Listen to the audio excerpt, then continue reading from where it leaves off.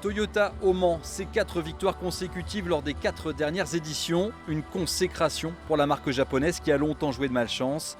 Et c'est aussi la récompense d'un travail commencé il y a près de 40 ans sur les circuits d'endurance. Toyota est arrivé au cours des années 80, en 1985. À cette époque-là, il y avait un règlement qui a beaucoup marqué l'histoire des 24 heures du Mans. C'est ce qu'on appelait les groupes C. Et bien, Toyota a fait son apprentissage avec les groupes C aux 24 heures du Mans. Et ça a été un apprentissage douloureux parce que à cette époque-là, ils affrontaient entre autres Porsche, Jaguar, enfin des marques très prestigieuses aux 24 heures du Mans.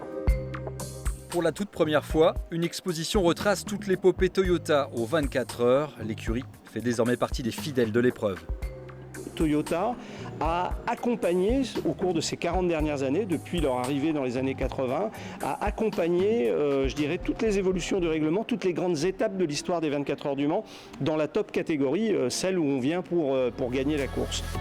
De la Toyota pilotée par Nakajima père en 1986, en passant par la mythique GT1 de 1999, deuxième de l'épreuve, toutes les voitures qui ont fait l'histoire de la marque aux 24 heures sont ici exposées.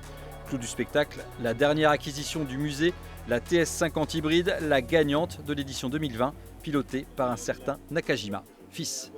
La seule édition de l'histoire où nous avons dû courir sans le public, à huis clos. Donc c'est une voiture qui n'a pas eu, je dirais, la gloire qu'elle méritait, les applaudissements, la ferveur du public. Aujourd'hui, avec 40 000 visiteurs passés par le musée depuis l'ouverture de l'exposition, cette erreur est enfin réparée.